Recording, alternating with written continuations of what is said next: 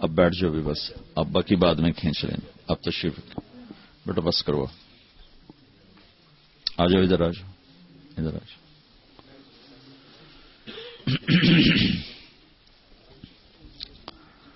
بسم اللہ الرحمن الرحیم، والصلاة والسلام على سيدنا ومولانا محمد وعلى آله وصحبه أجمعين، أما بعد۔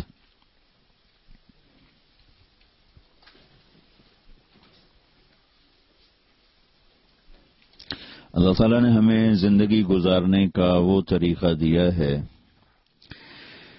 جس میں ہر عمل سے جنت کو بنایا جا سکتا ہے۔ عبادت تو ہے ہی بڑی مختصر، 5 نمازیں، 1 مہینہ روزے اور زکوٰۃ مالدار پر، اور حج مالدار کے ساتھ صحت مند ہونا بھی شرط، صحت مند نہیں تو اس پر بھی فرض کوئی نہیں۔ تو باقی 24 گھنٹے اگر خالی ہوں تو آخرت کی تیاری کے لیے تو ہمارے پاس کام ہی بڑا تھوڑا ہے۔ تو اللہ تعالیٰ کے محبوب صلی اللہ تعالی علیہ وسلم ایسی زندگی سکھا کر گئے، بتا کر گئے، ترکتکم علی محجۃ بیضاء لیلھا کنہارھا۔ آپ نے فرمایا میں تمہیں اتنے واضح اور روشن راستے پہ چھوڑ کے جا رہا ہوں جس میں رات آتی ہی نہیں، رات بھی آئے تو دن بن جاتا، اس میں اندھیرا کوئی نہیں، روشنی روشنی ہے، اجالا ہی اجالا ہے۔ تو آپ نے مسجد کے ذریعے سے جنت کیسے بنانی ہے، گھر کے ذریعے سے جنت کیسے بنانی ہے، بازار کے ذریعے سے آخرت کو کیسے بنانا ہے، فقیری میں آخرت کو کیسے بنانا ہے، دولت میں آخرت کو کیسے بنانا ہے، بادشاہی میں آخرت کو کیسے بنانا ہے، صحت میں، بیماری میں، زندگی کے جتنے روپ ہیں ہر روپ میں آخرت زیادہ سے زیادہ کیسے بنے، یہ میرے نبی دے کر گئے ہیں۔ لا رہبانیت فی الاسلام، کہ میرے دین میں رہبانیت کوئی نہیں ہے، ان میں بھی نہیں تھی۔ رہبانیت ابتدعوها، اللہ تعالیٰ نے کہا کہ میں نے تو تمہیں نہیں کہا تھا جنگلوں میں جا کے بیٹھ جاؤ، تم نے خود ہی شروع کیا، ابتدعوها، کہ یہ تم نے خود شروع کیا، میں نے آسمان سے اتارے ہوئے کسی دین میں رہبانیت کو نہیں رکھا۔ تو ایک دفعہ ایک سفر سے واپس آ رہے تھے تو ایک جگہ کھجوریں تھیں، چشمہ تھا، تو ایک صحابی کے جی میں آیا کہ میں یہیں بیٹھ کے اللہ اللہ کروں، لیکن میں پہلے اللہ کے نبی سے پوچھ لوں۔ تو ان سے پوچھا یا رسول اللہ یہ چشمہ، یہ کھجور، میں چاہتا ہوں یہیں بیٹھ کے اللہ اللہ کروں۔ تو آپ نے فرمایا کہ اما انی لم ابعث بالیہودیت ولا النصرانیہ، کہ ان دونوں مذہبوں میں رہبانیت آئی تھی، یعنی انہوں نے خود اختیار کی تھی نہیں، کہ دیکھو میرے دوست میں یہودی طریقہ، عیسائی طریقہ لے کر نہیں آیا، ولیکنی بعثت بالحنیفیت السمحہ، میں ایک واضح روشن سیدھا راستہ لایا ہوں اور جو آسان ہے، نرم ہے، سمحہ نرم۔ اور ایک دوسری حدیث میں وجعلہ سہلا سمحا واسع، اللہ نے اسے آسان بنایا، نرم بنایا، کشادہ بنایا، ولم یجعلہ ضیقا، اور اس میں کوئی تنگی نہیں رکھی۔ تو زندگی کے ہر شعبے میں اور ہر جگہ، ہر دیس میں اللہ کو راضی کرنے کے سارے راستے ہمارے نبی بتا کر گئے ہیں۔ آپ یہاں اس دیس میں ہیں، پہلی صدی میں بھی لوگ نکلے لیکن ان کے دل و دماغ پر اسلام تھا، تو وہ نکلے سارے یہ جو جتنا مشرق وسطی ہے، انڈونیشیا، ملائیشیا، فلپائن تک، یمنی تاجر، آپ لوگ بھی اکثر مجھے بتایا گیا کہ تاجر بیٹھے ہوئے ہیں، یمنی تاجر بحری راستوں سے بڑے واقف تھے، تو انڈونیشیا میں، ملائیشیا میں، فلپائن میں اور کاشغر سے آگے جتنا چین ہے اس میں جتنا اسلام پھیلا ہے تاجروں نے پھیلا ہے. تو وہ صرف پیسہ بنانے کے لیے نہیں نکلتے تھے، وہ اپنا سودا بھی بیچتے تھے، اسلام کو بھی پیش کرتے تھے. تو انہوں نے دنیا کا سب سے بڑا اسلامی ملک انڈونیشیا ہے، پاپولیشن کے لحاظ سے بھی، رقبے کے لحاظ سے بھی، وہاں خون کا ایک قطرہ نہیں گرا جہاد کے نام پر، اور سارا انڈونیشیا مسلمان ہو گیا. کچھ علاقوں میں رہ گئے غیر مسلم، ورنہ وہ 90-95% میں گیا انڈونیشیا مسلمان ہے، وہ بہت اچھے مسلمان ہیں. کوئی لڑائی نہیں، کوئی جھگڑا نہیں ہماری طرح، جھوٹے مقدمے، جھوٹی لڑائیاں، ناک کی انہوں نے ناک کنجی کوئی نہیں تو لڑتا ہی کوئی نہیں. جتنا ملائیشیا ہے اس میں کہیں تلوار نہیں چلی اور سارا اسلام پھیل گیا. فلپائن میں اب اس وقت 17% مسلمان ہیں، ایک دور میں یہاں 70% مسلمان تھے. پھر جب اسلام کی محنت مٹی تو آہستہ آہستہ آہستہ اسپین نے قبضہ کیا وہاں، تو اس سے بہت بڑا فرق پڑا اور بہت ساری نسل اسلام سے نکل گئی. یہ جنوبی امریکہ، وینزویلا کا ایک عرب مجھ سے چمٹ کے پھوٹ پھوٹ کے رونے لگا اور کہنے لگا اگر تم یہ تبلیغ والے نہ پہنچتے تو ہماری ساری کی ساری یہاں نسلیں اسلام چھوڑ جاتی. تم لوگوں کی تو فعل اللہ نے ہمارا ایمان بچایا اور ہم مسلمان کھڑے ہوئے. اور 1 کروڑ کے قریب مسلمان پورے جنوبی امریکہ میں اسلام سے فارغ ہو گئے. کسی نے ان کو تبلیغ نہیں کی، ان کو ماں باپ نے بتایا نہیں، صرف کمانے میں لگے رہے. تو اگلی نسل جب وہ مرے تو اگلی نسلوں کو پتہ ہی نہیں تھا کہ ہم کون ہیں. اس طرح ان کے اندر اسلام سے نکلنا کوئی کسی اسکیم کے تحت نہیں ہوا، ماں باپ کی غفلت کی وجہ سے ہوا کہ دن رات بس کمانے میں تو اولاد کو ٹائم نہیں دیا. وہ بہت کمزور نکلے. آگے جو وہ مر گئے تو ان کو پتہ ہی نہیں تھا کہ ہم کہاں سے آئے اور کون ہیں. اربوں کی نسلیں اسلام چھوڑ گئی. تو اللہ تعالیٰ نے ایک تو اللہ کے نبی نے ایک تو ہمیں عبادات بتائیں کہ وہ ہماری بنیاد اور اساس ہیں کہ اس کے بغیر تو عمارت نہیں کھڑی ہو سکتی. 24 گھنٹے کی زندگی میں اگر آپ تجارت کر رہے ہیں تو سچائی اور دیانت اور امانت. التاجر الصدوق الامین. تجارت ہو، صداقت ہو اور امانت ہو تو اللہ کے نبی نے کہا نبیوں کے ساتھ حشر ہوگا. مع النبیین والصدیقین والشہداء والصالحین. اس کی تجارت میں سچائی ہو، اس کی تجارت میں امانت ہو، اس کی تجارت میں دھوکہ نہ ہو، جھوٹ نہ ہو اور حلال ہو، حرام نہ ہو. اور جب اللہ رزق دے تو زکوٰۃ دے تو اس کا حشر اللہ نبیوں کے ساتھ فرمائیں گے. جو ٹاپ 10 صحابہ ہیں جن کو ایک مجلس میں جنت کی بشارت ملی، ابو بکر جنتی، عمر جنتی، عثمان جنتی، علی جنتی، زبیر جنتی، طلحہ جنتی، سعد بن ابی وقاص جنتی، ابو عبیدہ جنتی، عبد الرحمن بن عوف جنتی، سعید بن زید جنتی. یہ سارے بڑے بڑے لوگ تھے، ان میں کوئی چھوٹا آدمی نہیں. یعنی سارے قریشی ہیں. قریشی بڑا خاندان ہے، ساری دنیا کا سب سے بڑا خاندان قریش ہے. یہ سب قریشی ہیں. ان میں کسی اور قبیلے کا کوئی آدمی نہیں.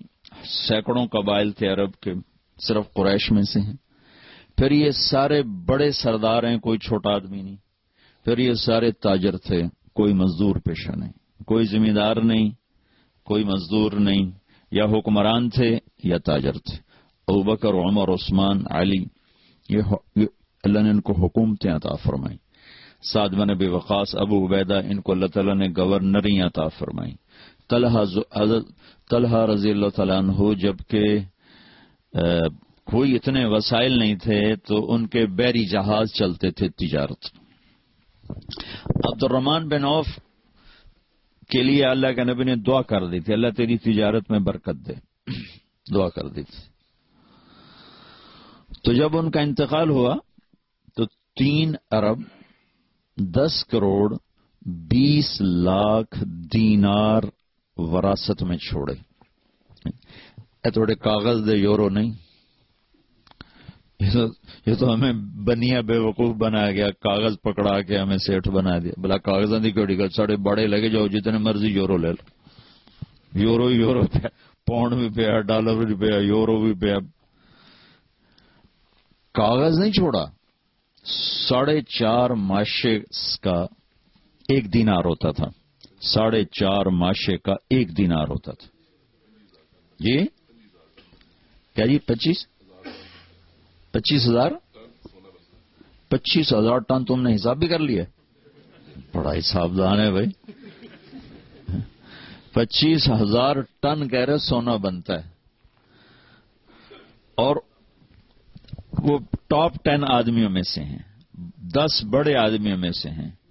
یہ تو ابھی میں نے بتایا جو انہوں نے سکے چھوڑے، ڈھلے ہوئے سکے. 3 ارب 10 کروڑ 20 لاکھ دینار، 1,000 گھوڑے، 1,000 اونٹ، 10,000 بکریاں، اور سونے کے ٹائلز جو ویسے تھیں سکے میں نہیں تھیں، وہ اولاد میں، بچے بچیوں، بیگمات میں جب تقسیم فرمایا گیا تو وہ آریاں کاٹتے کاٹتے ٹوٹ گئے. اور اللہ کے نبی نے ٹائٹل کیا دیا کہ عبد الرحمن تو رحمان کا تاجر ہے. اور عمر رضی اللہ تعالیٰ عنہ نے کتنا ان پر اعتماد کیا جب ان کا انتقال کے قریب خنجر لگا تھا تو انہوں نے 6 آدمیوں کی شورا بنائی، 6 آدمیوں کی، کہ یہ مل کر میرے بعد خلیفہ چنیں گے. تو یہ فیصلہ فرمایا 4 ایک طرف ہوں، 2 ایک طرف ہوں، 5 ایک طرف ہوں، 1 ایک طرف ہو، تو اکثریت پہ فیصلہ کر دیا جائے. اور اگر 3 ایک طرف ہوں اور 3 دوسری طرف ہوں تو پھر جس 3 میں عبد الرحمن بن عوف ہو اس کے مطابق فیصلہ کیا جائے. تو اس آدمی کی، اب اس زمانے کے وسائل دیکھیں کتنے تھوڑے تھے. آپ تو نیٹ پر بیٹھ کے کروڑوں اربوں کے سودے کر سکتے ہیں، ساری دنیا سے مال اٹھا سکتے ہیں، مال بیچ سکتے ہیں. خالی نیٹ پر آپ نے یوں انگلیاں گھمانی. اور اس زمانے میں جہاز نہیں، ٹرک نہیں، موٹریں نہیں، اونٹوں کی تجارت ہے، گھوڑوں پہ تجارت ہے، یا کشتیاں ہیں، بادبانی کشتیاں ہیں.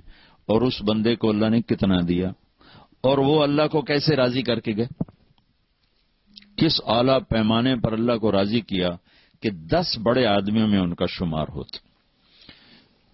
ابو بکر فی الجنہ، عمر فی الجنہ، عثمان فی الجنہ، علی فی الجنہ، زبیر فی الجنہ، طلحۃ فی الجنہ، سعد بن ابی وقاص فی الجنہ، عبد الرحمن بن عوف فی الجنہ، ابو عبیدہ بن الجراح فی الجنہ، سعید بن زید فی الجنہ. یوں 10 کو آپ نے ایک مجلس میں خوشخبری سنائی کہ یہ سب جنتی. تو ان لوگوں نے اپنا مال اس طرح کمایا کہ اللہ کو خوش کر دیا. ہم دعانے بھی کماتے ہیں تو اللہ ناراض ہو جاتا کہ ہمارے کمانے کے طریقے غلط، ہماری ڈیل غلط، ہماری نیت غلط. تو آپ عبادت سے اسلام نہیں پھیلا، عبادت سے اسلام مضبوط ہوتا ہے، صحت بنتی ہے اسلام کی. جو پھیلا ہے اس کے پیچھے 2 چیزیں ہیں، ایک مسلمانوں کے اخلاق، دیانت، سچائی، اور ایک ان کا دعوت کا کام پیش کرنے. پریزنٹیشن کے بغیر تو چیز نہیں آگے چلتی. پیش کیا، گھر چھوڑ کر نکلے، اور ایک اپنے عالی اخلاق سے دلوں کو فتح کی. اب یہ کیا گزرا زمانہ ہے. میں بیلجیم میں تھا تو ایک بچہ سیالکوٹ کا ایک ازبکستان کی لڑکی کو لے کر آیا. کہا جی یہ مسلمان ہونا چاہتی، آپ کلمہ پڑھا دیں. میں نے آپ کے بیان کے کچھ اس کو ترجمے کر کے بتائے تھے تو وہ کہتی کہ وہ اس کے ہاتھ میں کلمہ پڑھوں گی اس کے سامنے. ٹھیک. تو میں نے اس بچی سے پوچھا کہ بیٹی تم اسلام کیوں لا رہی ہو، کس چیز سے متاثر ہوئی؟ تو اس نے کہا کہ میں اس نوجوان کے اخلاق سے متاثر ہو کر مسلمان ہوں. تو ابھی بھی اخلاق میں اتنی طاقت ہے کہ وہ بچہ نہ عالم تھا، نہ کوئی امام مسجد تھا، نہ کوئی بزرگ، ایک عام نوجوان، داڑھی بھی نہیں تھی، کلین شیو تھا، سیالکوٹ کا. کہ اس نوجوان کے اخلاق سے متاثر ہو کر میں نے کلمہ پڑھا. پھر میں نے اس سے پوچھا تم اس سے شادی کرو گے؟ ہاں کروں گی. پھر میں نے ان کا نکاح بھی پڑھا دی. تو ابھی بھی اخلاق میں اتنی طاقت ہے کہ جیسے خوشبو پھیلتی ہے نا اسے کوئی روک نہیں سکتا، ایسے ہی اسلامی اخلاق یہ ایسی خوشبو ہے جسے کوئی روک نہیں سکتا. تو آپ بھائیوں کی خدمت میں گزارش ہے، آپ اور دنیا میں رہتے ہیں، اپنی اگلی نسلوں کو اسلام پر باقی رکھنا، خود اسلام پہ باقی رہنا، اور ان کے بھی اسلام میں آنے کے لیے سوچ بچار کرنا. اس کے لیے کوئی لمبے چوڑے وظیفے نہیں ہیں، صرف اپنے کردار کو ٹھیک کرنے کی ضرورت ہے کہ اب میں کوئی جھوٹ بولنے والا نہ ہو، کوئی دھوکہ دینے والا نہ ہو، اپنی تجارت کو غلط راستوں سے چلانے والا نہ ہو، کہ اسلام کے اصولوں پر تجارت قربان کرے، تجارت پہ اسلام کو قربان نہ کرے.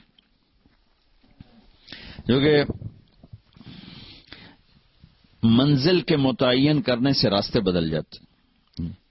ایک آدمی نے ہالینڈ جانا ہے تو وہ دوسرے راستہ اختیار کرے، ایک آدمی نے ڈوور جانا ہے تو دوسرا راستہ اختیار کرے گا، ایک آدمی نے پاکستان جانا ہے تو وہ اور کیریئر پر جائے گا، ایک نے امریکہ جانا ہے وہ دوسرے کیریئر پر جائے گا.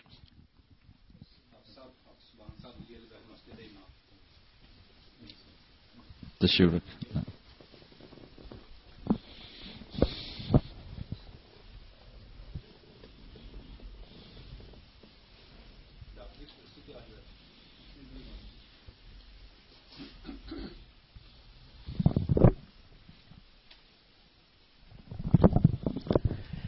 تو بھائیو، اپنی تجارت میں، اپنی معاشرت میں، اپنی زندگی میں اللہ کو اپنا مطلوب بنائیں کہ ہم اللہ کو راضی کریں گے، اور اللہ کی رضا کے لیے 24 گھنٹے کی زندگی کا ہر عمل جو اللہ کے رسول کا بتایا ہوا ہے وہ اللہ کو راضی کرنے کا سبب اور وسیلہ ہے اور ذریعہ ہے. اللہ کے نبی نے فرمایا ابتساموں کا فی وجہ اخی کا صدقہ، تو کسی کو مسکرا کے مل تو یہ بھی تیرے لیے آخرت کا ذخیرہ ہے. کسی کو ہنس کے ملو کہ یہ صدقہ ہے، صدقہ. بیوی کے منہ میں نوالا دو اپنے ہاتھوں سے تو کہا یہ بھی تیرے لیے صدقہ ہے. بیوی سے حسن سلوک ہے، اگر بچوں سے بھی محبت فطری ہے، بیوی سے بھی محبت فطری ہے، لیکن اس میں کچھ عدم تربیت کی وجہ سے غصے اور انا اور رسم و رواج تو خلیج پیدا ہو جاتی ہے اور یہ خوبصورت تعلق یہ بدصورت بن جاتا ہے. لیکن اگر ایک آدمی تھوڑا سا رعایت کر کے اپنے بیوی سے اچھا سلوک رکھتا ہے، اس کا دل نہیں دکھاتا، اس کو بے عزت نہیں کرتا،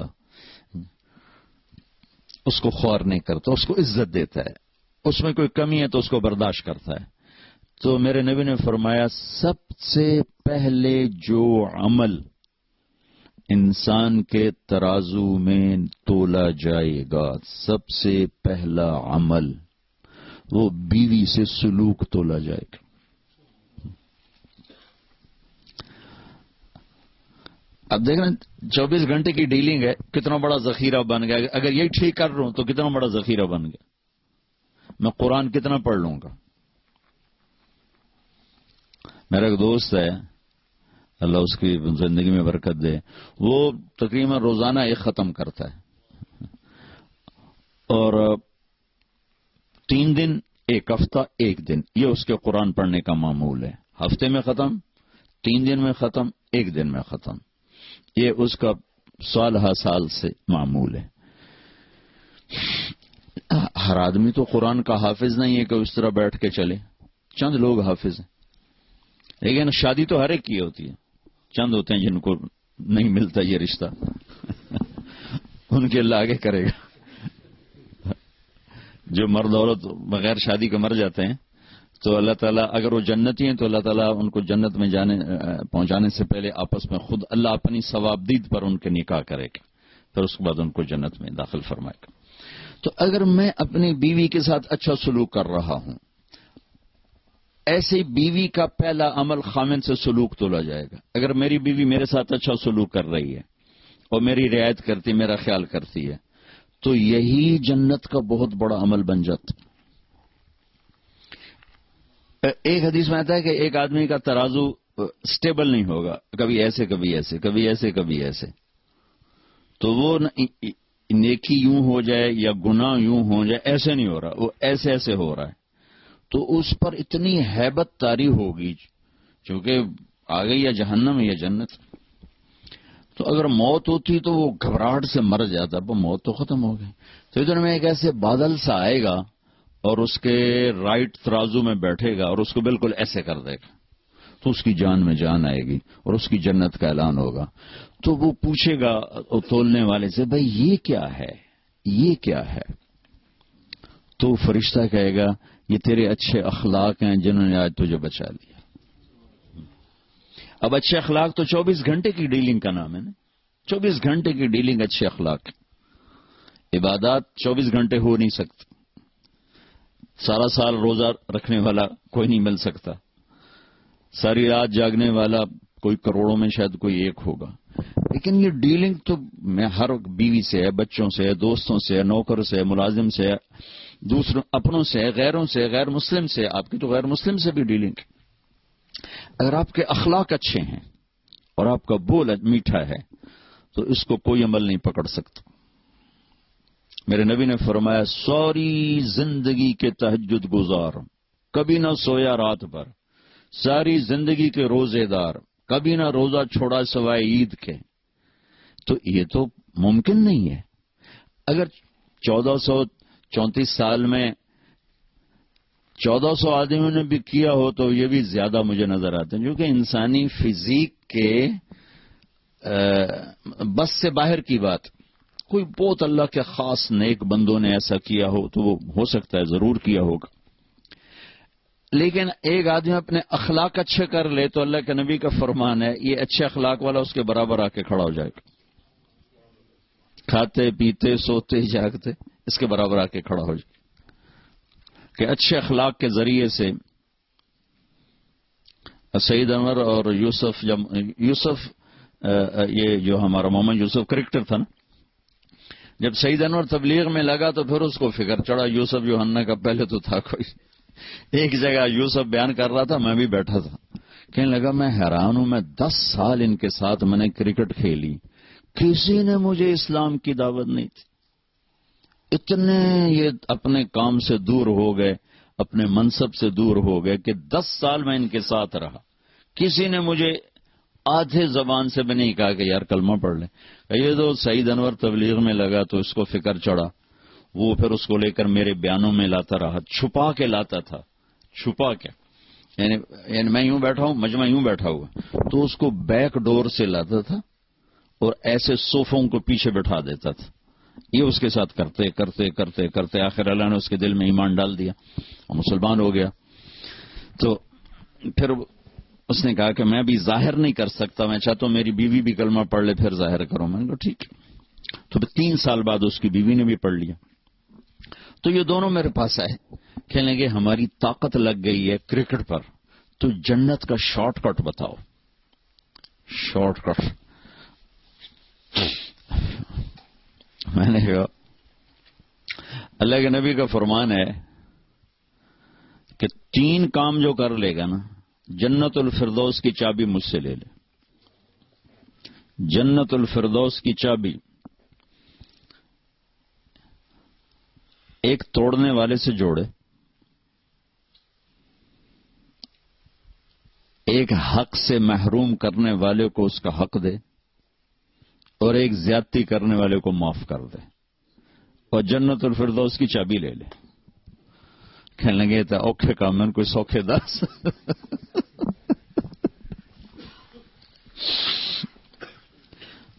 میں نے کہا کہ شارٹ کٹ کے لیے تو پھر اوکھا ہی کام چاہیے. اسلام کا مشکل ترین سبق اچھے اخلاق اور خوبصورت ترین سبق اچھے اخلاق. ہر چیز کی ایک میک اپ ہوتا ہے نا جس سے وہ چیز خوبصورت ہو جاتی. ہر چیز کا ایک میک اپ ہے جس سے وہ چیز خوبصورت ہو جاتی. تو اسلام کا جو میک اپ ہے وہ اچھے اخلاق ہے. جیسے ہمارا میک اپ یہ لباس ہمیں زینت دیتا. عورت کا میک اپ زیور ہے, اس سے وہ خوبصورت ہو جاتی. تھوڑا کلر وغیرہ لگانے اس سے وہ خوبصورت ہو جاتی. اسلام کا لباس, اسلام کا زیور, اسلام کا میک اپ, اسلام کا حسن وہ ہمارے اچھے اخلاق ہیں جس سے وہ خوبصورت ہو جاتا. اس کو کوئی چیز نہیں پکڑ سکتی. ہمارے نبی نے لمبی نمازیں پڑھی تو اللہ نے منع کر دیا. ما انزلنا علیک القرآن لتشقى. میرے محبوب اتنی لمبی نہ پڑھ کے آپ کے پاؤں ہی پھٹ جائیں. اب پاؤں پہ ورم آ جاتا تھا درمیانی پڑھ درمیانی. آپ نے سارا مال خرچ کر دیا, اللہ نے اس سے بھی روک دیا. لا تبسطها كل البسط فتقعد ملوما محسورا. میرے نبی نے ایسا بھی نہ کہا. کچھ اپنے لیے رکھ, کچھ خرچ کر. جس کام کے لیے آئے تھے تبلیغ, اس میں اپنا سینہ جلایا تو اللہ نے اس سے بھی روک دیا. فلا تذهب نفسك عليهم حسرات. میرے نبی تبلیغ تو کر پر اپنا اندر نہ جلا, اپنا اندر نہ جلا. اب یہ تین بڑے کام ہیں. دنیا کا سب سے بڑا کام تبلیغ ہے کہ 1.25 لاکھ نبیوں نے تبلیغ کی ہے اور کوئی کام نہیں کیا. اور پھر عبادات میں سب سے بڑی عبادت نماز ہے, اور اس کے بعد سب سے بڑی عبادت مال کا خرچ کرنا ہے, سخاوت. اللہ کہا میرے نبی سخاوت ضرور کر, درمیانہ.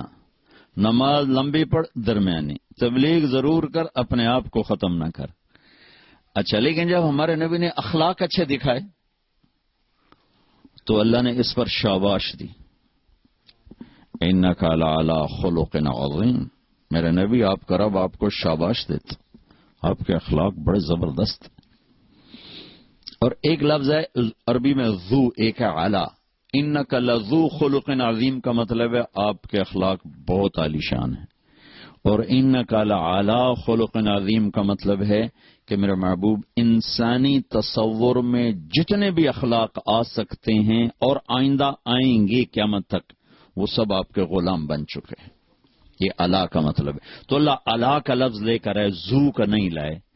اور اتنی تعریف کرنے کے بعد کہ آپ کے اخلاق آخری حد تک ہیں, پھر اللہ نے مزید مطالبہ کیا وخفض جناحک للمؤمنین. ایمان والوں کے آگے اپنے پر بچھا دو. مزید مطالبہ کیا. اس آیت کو میں کسی تفسیر سے نہیں سمجھاؤں, مطلب تفسیر بھی پڑھی ہے, لیکن اس آیت کو جو میں اچھی طرح سمجھاؤں نا, وہ اپنے کالج دور کے, ہمارا گاؤں دریائے راوی کے قریب ہے, 3-4 میل کے فاصلے پر. ہمارے بچپن میں زراعت بہت کم تھی, جنگل زیادہ تھے, تو دریائے راوی کے ساتھ ایک بیلا تھا, بہت بڑا جنگل. تو ہم اس وقت چھوٹے چھوٹے تھے, سارے کزنز بھی, تو ہم شکار کھیلنے چلے جاتے تھے جنگل میں, اور وہاں ہفتہ 10 دن وہیں رہتے تھے. وہ چھوٹے چھوٹے گاؤں تھے جنگل کے اندر, تو اس میں ہمارے تایا اور ہمارے والد کا ایک دوست تھا, چاچا سردارا. اس کے ہم جا کر نہ کوٹھے پہ قبضہ کرتے تھے. تو اس نے 2 کوٹھے ہمارے لیے فارغ کرنے ہوتے تھے, ایک نوکروں کے لیے, ایک ہمارے لیے. تو ہم صبح نکلتے تھے شکار کے لیے, تیتر کا شکار ہوتا تھا, اور شام کو 100, 70, 60, 50, 40 اتنے تیتر مارتے. پھر آپ اپنا ان کو بھوننا کھانا. یہ جو اللہ نے کہا ہے نا وخفض جناحک, کہ ایمان والوں کے لیے پر بچھا. ساڑھے پر ہوں نہیں یا ہاتھ ہوں. پر بچھاؤ. ہمارے تو بازو ہیں, اللہ کہہ رہا پر بچھاؤ. وہ جب تیتر کو باہر نکالتے تھے, بیچ میں کھلی جگہ آ جاتی تھی, تو چاچا سردارا وہ ایک جھاڑی کے پیچھے بیٹھ کے تیتری کی آواز نکالتا تھا. اس پر بیچارے وہ دھوکے میں آ کے باہر نکلتے تھے, ان پر ہم فائر کرتے تھے.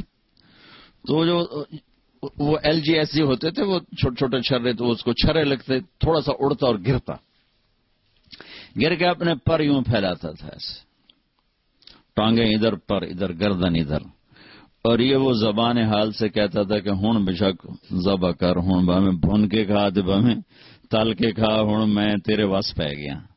یہ تعبیر قرآن نے استعمال کی ہے یہاں, کہ ایمان والوں کے آگے ایسے بچھ جاؤ کہ ان کی زیادتیاں بھی برداشت کرو, ان کی سختیاں بھی برداشت کرو, اور اجر اللہ پہ چھوڑ دو. اللہ تمہارا اجر کبھی ضائع نہیں کرے گا.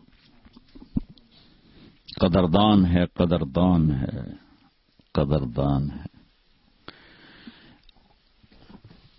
آپ نے بنی اسرائیل کے ایک آدمی کا واقعہ سنایا کہ وہ اللہ کی بارگاہ میں پیش کیا گیا. فرشتوں نے کہا بھائی تیرے پاس کوئی نیکی ہے؟ وہ کہنے لگا کوئی نہیں. کہا بھائی تو سوچ کے بتا. کہنے لگا کوئی نہیں. خالی نہ نماز, نہ روزہ, نہ ذکر, نہ تلاوت.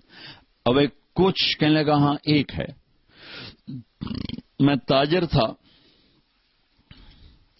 جس سے لینا ہوتا تھا تو میں نوکروں سے کہتا تھا کہ انذر الموسر, بھائی پیسے لینے میں سختی نہ کیا کرو, جو جب دے دے لے لیا کرو, تنگ نہ کیا کرو, جو جب دے دے دے دیا کرو, جو دے سکتا ہے.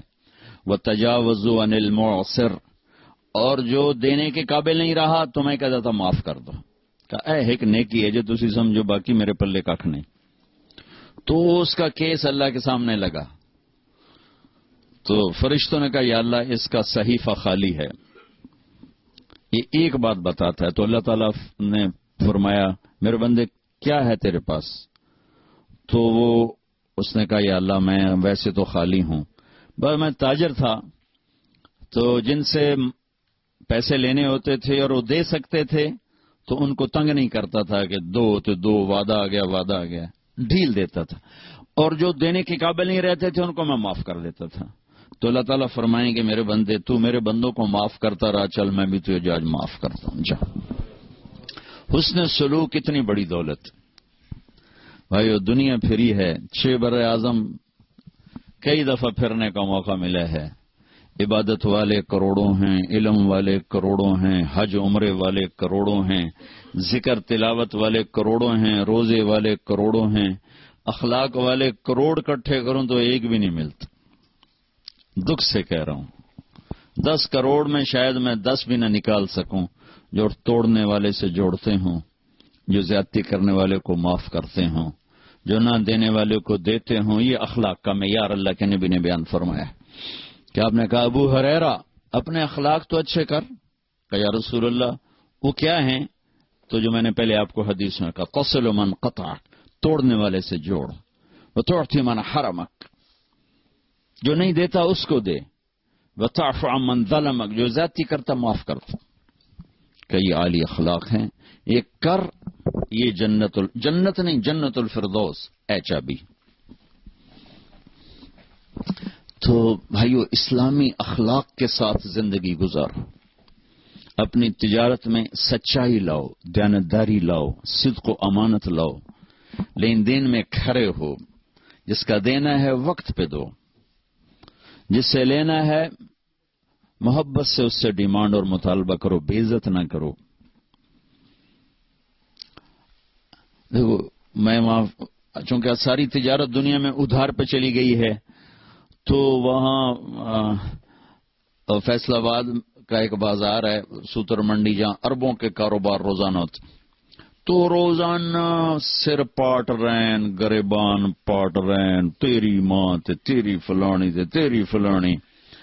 تو میں نے ایک دفعہ ان کو جمع کیا, میں نے کہا دیکھو بھائی یا ادھار دینا چھوڑ دو, تمہارا ظرف نہیں ہے تو ادھار دینا بند کر دو. اگر ادھار دینا ہے تو پھر یہ گالیاں دینا چھوڑ دو، ورنہ تمہارا گھاٹا زیادہ ہے۔ 10 کروڑ 10 ارب کیا پوری دنیا بھی ایک آدمی تمہاری نگل گیا ہے تو وہ پکڑا جائے گا قیامت کے دن، لیکن تم نے ماں بیٹی کی گالی دے دی تو جرم تیرا بھی گھٹ کوئی نہیں، کیونکہ ماں بیٹی کی گالی دینا اللہ کے عرش کو ہلا دیتا ہے۔ تو بھائیو آپ سے گزارش ہے اچھے اخلاق کے ساتھ یہاں زندگی گزارو، اور مسلمان بن کے رہو، امتی بن کے رہو، امتی بن کے رہو، فرقہ واریت کا شکار نہ ہو، تعصب کا شکار نہ ہو، نفرتوں کا شکار نہ بنو، مسلم بن کے رہو۔ ہوا سماکم المسلمین من قبل، اللہ نے ہمیں قرآن میں کہا کہ میں نے تمہارا نام مسلمان رکھا ہے، اپنے آپ کو مسلمان بنا کے رکھو۔ پوری دنیا پھرا ہوں، جو فرقہ واریت کی آگ پاکستان میں ہے کہیں نہیں دیکھی، اور ہندوستان اس کے ساتھ ملے ایک ہی ٹکڑا ہے، بنگلہ دیش میں بھی اتنے، لیکن ہندوستان پاکستان میں نفرت کی انتہا ہے۔ تو آپ لوگوں کی روٹس چونکہ وہیں سے ہیں، تو میں آپ کے سامنے ہاتھ جوڑتا ہوں کہ بطور مسلم زندگی گزارو، بس سب کو گلے سے لگانا سیکھو۔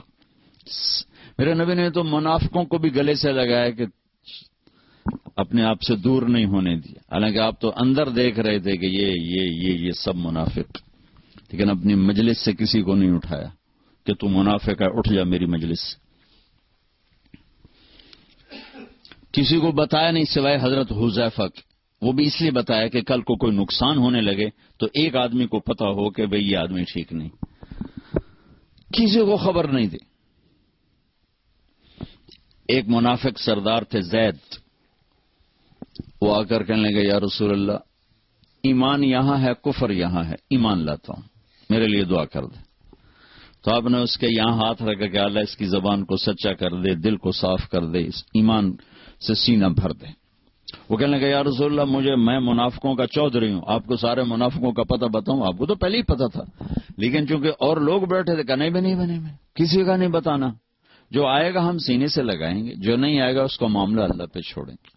تو میرے نبی نے تو منافقوں کو بھی سینے سے لگا کے رکھا۔ عبداللہ بن ابی جیسے کا جنازہ پڑھا دیا، جبکہ حضرت عمر روک رہے ہیں کہ اب یہ کیا کر رہے ہیں، یہ منافق ہے، شاید بخشا جائے، شاید بخشا جائے۔ حالانکہ ابو جہل چھوٹا مجرم ہے اور عبداللہ بن ابی بڑا مجرم ہے۔ ابو جہل جحیم میں ہے اور عبداللہ بن ابی حاویہ میں ہے، حاویہ سب سے نیچے ہے، حاویہ کے اوپر جحیم ہے۔ حاویہ منافقوں کے لیے اس میں عبداللہ ہے، اور جحیم مشرکین کے لیے اس میں ابو جہل ہے۔ وہ ابو جہل سے بڑا اسلام کا دشمن تھا، یوں لگ، چونکہ اس نے اپنے آپ کو مسلمان کہا، ایسے لگا کے رکھا۔ ایک دن ان کے بیٹے عبداللہ، ان کا نام بھی عبداللہ تھا، اللہ کے نبی پانی پی رہے تھے کہ یا رسول اللہ تھوڑا پانی تو بچا دیں۔ کہنے لگے کیا کرو گے؟ کہ اپنے باپ کو پلاتا ہوں، شاید اس کے اندر ایمان چلا جائے۔ تو آپ نے دے دیا۔ وہ گیا گھر کا، ابا یہ پانی تو پی لے۔ تو کیا ہے یہ؟ کہ یہ اللہ کے نبی کا جھوٹا ہے، پی لے شاید تیرے اندر ایمان آ جائے۔ تو آگے کم وقت کہنے لگا جب وہاں پیشاب لے کے آ وہ پی لوں گا، یہ نہیں پیوں گا، پیشاب لے کے آ وہ پی لوں گا، یہ نہیں پیوں گا۔ تو ان کو اتنا غصہ چڑھا، وہ گیا یا رسول اللہ مجھے اجازت دے میں اس منافق کی گردن اڑا دوں، بیٹا ہو کر میں اس منافق کی گردن اڑا دوں۔ کہ عبداللہ تیرا باپ ہے، قدر کر، میں نہیں چاہتا لوگ کہیں محمد اپنے ساتھیوں کو قتل کراتا ہے، جاؤ اس کی خدمت کرو، تیرا باپ ہے۔ جنازہ پڑھا، اپنا کرتا اتار کے کفن کے طور پر دیا، اور اس کو قبر میں اتار چکے تھے، آپ ذرا دیر سے پہنچے، اس کو دوبارہ قبر سے باہر نکلوایا، اس کے منہ میں اپنا لعاب ڈالا کہ شاید بخشش ہو جائے۔ اس منظر کو دیکھ کر 100 منافقوں نے کلمہ پڑھا۔ تو بھائیو میں آپ کی منت کرتا ہوں کہ یہاں آپ امت بن کے رہو، مسلم بن کے رہو، جو تمہارا عقیدہ ہے، جو تمہاری سوچ ہے، اس کو گلے سے لگا کے رکھو، لیکن دوسروں کو احترام دو، عزت دو، سب کو اپنا پسند۔ سارے ہم نے تو غیروں کو اپنا بنانا تھا، ہم نے اپنوں کو غیر بنا دیا۔ تو کتنی بڑی ظلم و زیادتی کی بات۔ جس کے دل میں ذرہ کے برابر بھی ایمان اٹکا رہ گیا، ایک دن جنت میں جائے گا، چونکہ ایک دفعہ ایسا ہوگا کہ جہنمی لوگ مسلمانوں کو کہیں گے کہ تم بھی دوزخ میں ہم بھی دوزخ میں، تمہارے ایمان کا کیا فائدہ؟ تو اللہ تعالیٰ اس پر فرمائیں گے کہ جس نے زندگی بھر میں ایک دفعہ لا الہ الا اللہ کہا اسے جنت میں ڈال دو، جس نے زندگی بھر میں ایک دفعہ خالی میرا نام لیا ہے اس کو بھی جنت میں ڈال دو۔ پتہ نہیں اللہ تعالیٰ کس کو کس بات پہ خوش ہو کہ اللہ اس کو جنت دے دے ہمیں، اور کس بات پہ ناراض ہو کہ اللہ ہماری پکڑ فرما دے، کوئی خبر ہے؟ اللہ کے نبی نے فرمایا بنی اسرائیل میں 2 بھائی تھے، ایک نیک تھا ایک گناہگار تھا۔ تو نیک کہتا تو بہت گندا ہے، وہ کہتا یار مجھے اللہ پہ چھوڑ۔ وہ روز اس کو تو بڑا گندا ہے، وہ کہتا یار مجھے اللہ پہ چھوڑ۔ تو ایک دن کہنے لگا تیری بخشش نہیں ہو سکتی اللہ کی قسم اٹھا لی، وہ دونوں مر گئے۔ تو اللہ نے اس عابد سے کہا تو نے اتنی بڑی قسم کیوں اٹھائی کہ اس کی بخشش نہیں ہو سکتی؟ تو ٹھیکیدار چل بے تو جا جنت میں، اگر تو نے میری رحمت کو پابند کیوں کیا؟ اس کو ڈالو جہنم میں۔ تو کسی مسلمان کو حقیر نہ سمجھو، سب کو عزت دو۔ ہمارا کام تو گلے لگانا نہ کہ نفرت کرنا۔ مثلا ایک آدمی آپ کا نزدیک غلط ہے تو وہ سمجھو وہ مریض ہے، تو مریض کا علاج ہوتا ہے کہ مریض کو ہسپتال سے نکالا جاتا۔ وینا ملک ہمارے انڈسٹری میں وہ لڑکی جس نے بالکل کپڑے اتار دیا، ننگی ہو کے آ گئی۔ بر صغیر میں کسی ہندو لڑکی نے بھی یہاں تک سٹیپ نہیں اٹھایا کہ وہ بالکل ننگی سکرین پہ آ جائے۔ وہ لڑکی تھی جو ننگی ہو کے سکرین پہ آ گئی انڈیا میں۔ تو میں 1 جنوری کو پہنچا ٹیونس سے دبئی، تو مجھے کسی نے کہا کہ وینا ملک کی شادی ہو گئی۔ میں نے کہا یار میری ملاقات کراؤ۔ انہوں نے کہا آپ اس سے ملیں گے؟ میں نے کہا کیوں نہیں، اللہ کے نبی کی امتی ہے، پتہ نہیں کب اللہ دل بدل دے۔ تو اس کو پیغام بھیجا، اس نے معذرت کر لی، کہا نہیں میں نہیں آتی۔ میں نے کہا چلو مجھے اجازت دو میں آ جاؤں، تو اس نے کہا وہ آنا چاہتے ہیں تو آ جائیں۔ میرے ساتھ جواد وسیم تھے، وہ ٹی وی میں کام کرتے ہیں، ماشاءاللہ تبلیغ میں بہت کام کیا انہوں نے۔ میں ان کو ساتھ لیا اور اس کے گھر چلا گیا۔ اس نے ایک نوجوان تھا، اسد پٹھان تھا، اس سے انہوں نے شادی کی تھی۔ تو میں نے اسے کہا بیٹی آپ کو شادی مبارک، اللہ آپ کا گھر آباد کرے، اچھی بیوی بنائے، اچھی ماں بنائے۔ آپ کے لیے ہمیشہ دعا کی ہے، جب بھی آپ کی خبریں چھپتی تھیں بدنامی کی تو میں آپ کے لیے دعا کیا کرتا تھا اور تمنا کرتا تھا کہ میری آپ کی کبھی ملاقات ہو جائے۔ تو وہ رو پڑی، اس کی آنکھوں میں آنسو آ گئے۔ مجھے نہیں سمجھ میں آیا کہ وہ کس بات پہ اس کے آنسو نکلے ہیں۔ ہم اٹھ کے آ گئے، پھر میں چلا گیا جبوتی سے واپس آیا تو پھر میرا 2 دن کا سٹے تھا اور یمن جانا تھا۔ تو دونوں میاں بیوی خود آ گئے جس ہوٹل میں ٹھہرا ہوا تھا۔ نے سر پہ پورا دوپٹہ لیا ہوا، کہا مولانا آپ نے میری زندگی بدل دی، اور یہ دوپٹہ آپ دیکھ رہے ہیں یہ زندگی بھر سر سے کبھی نہیں اترے گا۔ میں نے کہا بیٹی میں نے تو کچھ نہیں کہا، تمہاری زندگی کیسے بدل گئی؟ کہا یہ میرا خامند بیٹھا، میں نے اس کے ساتھ یہ ایگریمنٹ کیا تھا کہ شادی کر رہی ہوں فلم نہیں چھوڑوں گی۔ 6 فلمیں سائن کی ہوئی تھی ابھی بھی اس سال، 6 فلمیں سائن کی ہوئی۔ کہا میں نے اسے کہا تھا میں شادی تو کر رہی ہوں فلمیں نہیں چھوڑوں گی، لیکن میں نے کہا تو تیرا ارادہ کیسے بدل گیا؟ کہا آپ نے مجھے بیٹی کہا، آپ جیسا میرے جیسے کوئی بیٹی کہہ سکتا ہے؟ مجھے تو ماں باپ بیٹی کہنے کو تیار نہیں، تو آپ نے مجھے بیٹی کہا، مجھے عزت دی، میرا دل پگھل گیا۔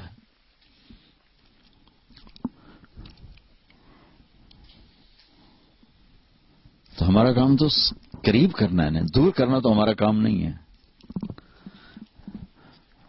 تو امت میں اختلاف تو صحابہ کے دور سے ہے، نبی کے دور سے ہے۔ بخاری شریف کی روایت ہے، آپ نے ایک لشکر بھیجا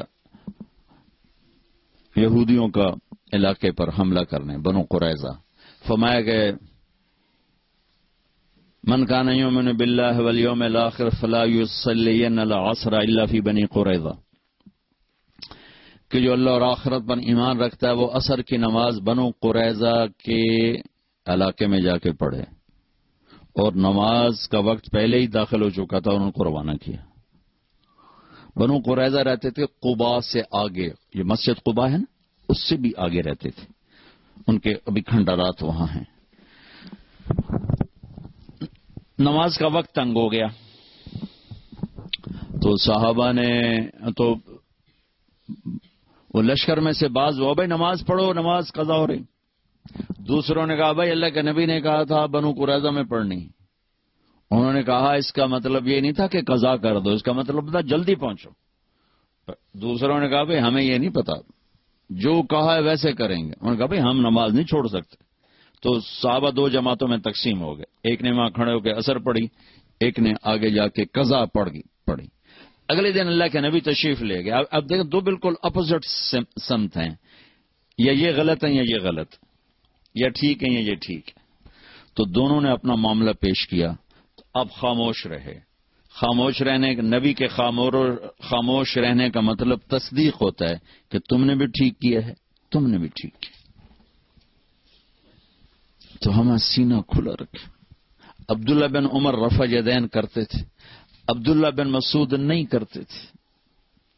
حضرت معاویہ رضی اللہ عنہ ایک وتر پڑھتے تھے، عبداللہ بن عباس 3 وتر پڑھتے تھے۔ یہ سب صحابہ کے کام ہیں۔ آپ نے کبھی اونچی آمین بھی کہی ہے، کبھی آہستہ آمین بھی کہی ہے۔ تو ہم اس پر آپس میں نفرتوں کا شکار نہ ہوں۔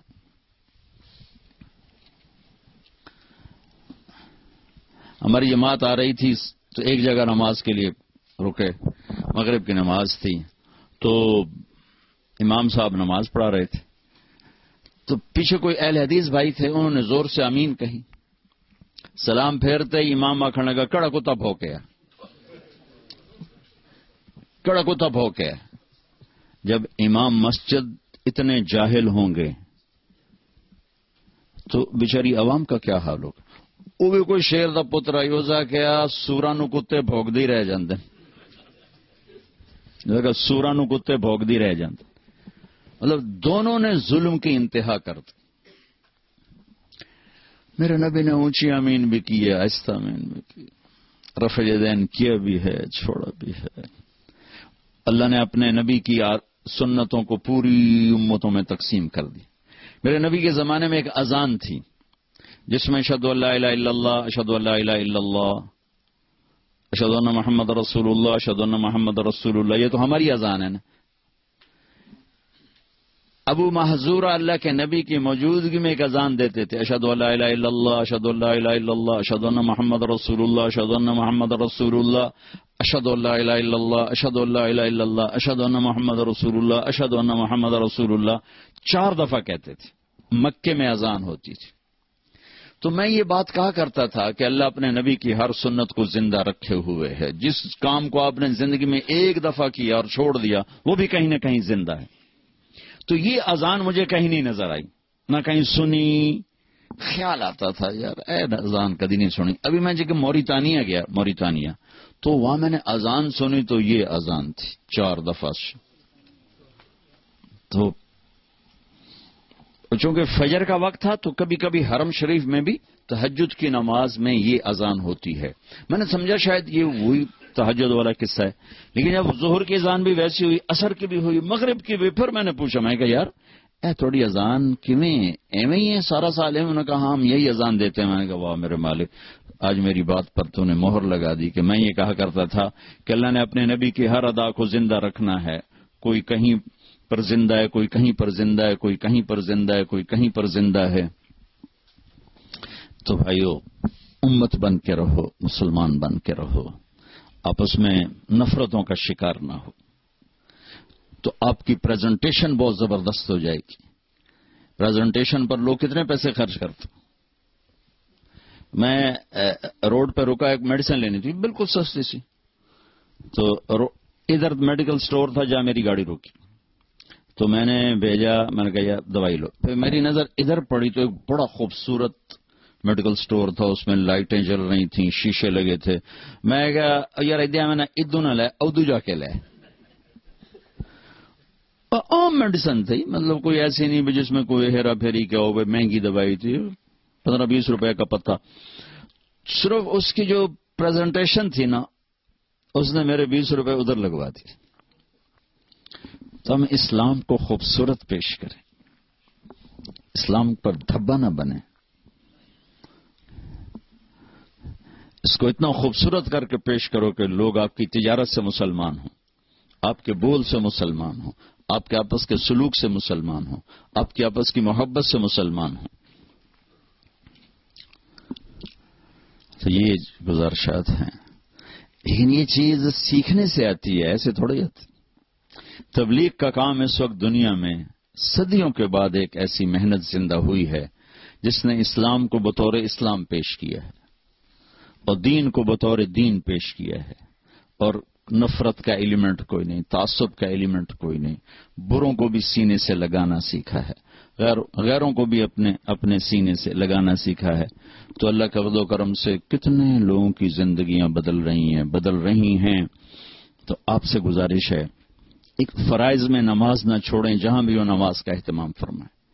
کمائیوں میں حرام نہ ہو، حلال ہو، جھوٹ نہ ہو، بددیانتی نہ ہو، خیانت نہ ہو، دھوکہ نہ ہو، فراڈ نہ ہو، اور رزق ہو تو زکوٰۃ پہ زکوٰۃ دو. اور آپ کی نسلوں نے یہاں رہنا ہے، اللہ کے واسطے ان کے لیے اسکول بناؤ، ان کے لیے مسجدیں بناؤ، ان کے لیے مدرسے بناؤ.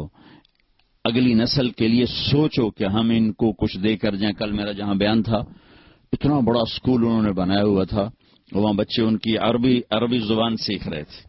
اپنے بچوں کو عربی سکھا رہے ہیں، اپنے بچوں کو اردو سکھاؤ، اپنے گھروں میں اپنی زبان بولو تاکہ ان کو اپنی ثقافت یاد رہے. اور اپنے اسکول بناؤ جس میں اردو ان کو سکھاؤ. فرینچ تو ان کو خود ہی آ جائے گی. اپنی زبان گھر میں بولو، اردو ان کو اسکولوں میں سکھاؤ کہ ہمارے دین کی زبان اردو ہے، تو ان کو اردو آئے، ورنہ اگلی نسل کو یہاں پتہ ہی نہیں ہوگا. پاکستان میں مال خرچ کرنے کی بجائے یہاں خرچ کرو. اگر آپ کے بچے یہاں ہیں، آپ کے پاسپورٹ یہاں کے ہیں، تو اب یہ آپ کا ملک ہے. یہاں جتنے لوگ باہر پیسے کما رہے ہیں، ان کا پیسہ پیچھے یا کوٹھیوں پہ لگ رہا ہے، یا شادیوں پہ لگ رہا ہے، یا سیاست پہ لگ رہا ہے، یا لڑائیوں پہ لگ رہا ہے. یہ 4 چیزوں میں ان کا پیسہ ضائع ہو رہا ہے. اور بیچارے ہمارے کچھ عزیز تھے، ساری زندگی کمایا انہوں نے، ڈنمارک میں تھے. جتنا کماتے ماں پیو اتنا بے رحمی سے انہوں نے ان کا پیسہ برباد کیا رشتہ داروں نے کہ وہ آج بھی فقیر ہیں. وہ ایزی کم ایزی گو ہوتا ہے. آپ لوگ محنت سے کماتے ہو، اس کو سوچو کہ صحیح طریقے سے خرچ کیا جائے. 6 کنال کے گھر میں نے میرپور میں بنے دیکھے ہیں، کھوتے اندر بنے ہوئے، گائے مجھی اندر بنی ہوئی ہیں، چونکہ خود تو رہتے ہیں انگلینڈ میں. تو اس گھر کا ان کو نفع کیا ہے؟ ان کی نسلوں نے تو وہاں جا کے نہیں رہنا ہے. وہاں جائیدادیں بناتے ہیں، پیچھے قبضے ہو جاتے. میرا ماموں کا بیٹا ادھر رہتا ہے لندن، اور جتنی اس نے وہاں خریدی تھی ساری پہ قبضہ ہو گیا. اور میں کہا ہوں تو چھڑا کے وکھا پاکستان دیا دالتن، تیری اگلی نسل بھی نہ چھڑا سکے. وکیل بادشاہ ایڈا طاقتور ہے، ایک گھنڈی پاوے گا 1 سال ٹپا دے گا، اگلے سال 2 گھنڈی پاوے گا 1 سال ہو ٹپا دے گا. تو یہاں پیسہ خرچ کرو، مسجدیں بناؤ اچھی بڑی بڑی، اسکول بناؤ اچھے، یہاں مال خرچ کرو. ہاں تمہارے وہاں غریب رشتہ دار ہیں، ان پہ خرچ کرو، والدین ادھر ہیں ان پہ خرچ کرو. لیکن ایسے جائیدادیں خریدنا، اگر نسلیں یہاں ہیں، پاسپورٹ یہاں ہے، تو پیچھے جائیدادیں نہ بناؤ، یہاں بناؤ.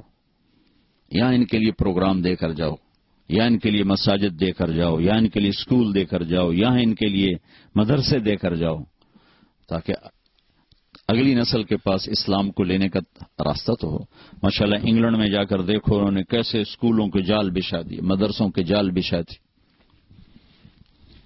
تو یہ چند گزارشات ہیں بھائیوں کی خدمت میں، اس پر ضرور غور فرمائیں، ضرور غور فرمائیں، ضرور غور فرمائیں. آپس میں پیار محبت سے رہیں، نفرت سے نہ رہیں. تعصب، نہ مذہب کا تعصب ہو، نہ قوم کا تعصب ہو، نہ علاقے کا تعصب ہو، نہ زبان کا تعصب ہو. رواداری کے ساتھ، کھلے دل کے ساتھ رہنا سیکھو. اور فرائض کو زندہ کرو. یہ سب کام آسان ہو جائے گا اگر آپ صرف ایک ویکنڈ تبلیغ میں لگانا شروع کر دیں. صرف ایک ویکنڈ، زیادہ نہیں، ایک ویکنڈ تبلیغ میں جانا شروع کر دیں تو انشاءاللہ پوری زندگی بدل جائے گی. تو نیت کرتے ہیں، کریں گے نا انشاءاللہ اس کے سارے بھائی. اللہ آپ کو بہت بہت جزائے خیر عطا فرمائے. آپ کے آنے کی بہت خوشی ہوئی. اس دفعہ انہوں نے، ان بھائیوں نے ایک مسجد میں کیا تھا. وہ اتنی بڑی مسجد تھی، اس کے نیچے بھی ہال تھا، اوپر بھی تھا، سارا بھر چکا تھا، نیچے بھی اوپر بھی، اس سے اوپر بھی تھا، وہ سارا بھر چکا تھا. بہت خوشی ہوئی، بہت خوشی ہوئی. یہ ذوق و شوق جذبہ اللہ تعالیٰ مزید بڑھائے، آپ کو یہاں مزید ہمت عطا فرمائے. اللہ تعالیٰ آپ کو کشادہ رزق دے تاکہ آپ اسلام پہ خرچ کریں، بچوں کے لیے خرچ کریں. اگر آپ کی کمائیوں میں حلال ہوگا تو انشاءاللہ بڑھتا رہے گا، سچائی ہوگی تو بڑھتا رہے گا، دیانتداری ہوگی تو انشاءاللہ بڑھتا رہے گا. اس میں کوئی گھاٹا بھی آئے گا تو انشاءاللہ وہ پلس یا مائنس نہیں ہے، چونکہ اللہ اس کے رسول کی اطاعت اور اس کی رضامندی میں ہے. اللہ تعالیٰ آپ سب بھائیوں کا نو قبول فرمائے، اور یہ اس طرح اللہ ہمیں جمع کرتا رہے، ہم آتے رہیں. کبھی کبھی آنا ہوتا ہے، ویزے کے بھی بڑے مسائل ہوتے ہیں، تو جب مل جاتا ہے تو میری کوشش ہوتی ہے کہ میرا کوئی سفر ہو جائے، بھائیوں سے دوستوں سے ملاقات ہو جائے. آپ کے آنے کا بہت بہت شکریہ، بہت بہت مہربانی. اللهم لك الحمد كما أنت أهله فصل على محمد كما أنت أهله وفعل بنا ما أنت أهله إنك أهل التقوى وأهل المغفرة. ربنا آتنا في الدنيا حسنة وفي الآخرة حسنة وقنا عذاب النار. یا اللہ ہمارے ان سارے بھائیوں کو قبول فرما، ہم سب کو قبول فرما. ان کو، ان کی نسلوں کو، اولادوں کو، بچوں کو، بچیوں کو اسلامی زندگی سے آراستہ فرما، تقوی کا زیور عطا فرما، آپس میں محبت نصیب فرما. یا اللہ امت بن کے رہنے والا بنا، ہمیں تعصب سے بچا، نفرتوں سے بچا، عداوتوں سے بچا. یا اللہ الفت و محبت کی فضا قائم فرما. ان سب بھائیوں کو کشادہ بابرکت رزق عطا فرما. یا اللہ انہیں خرچ کرنے والا ہاتھ دے، یا اللہ مانگنے والا ہاتھ نہ، دینے والا ہاتھ بنا.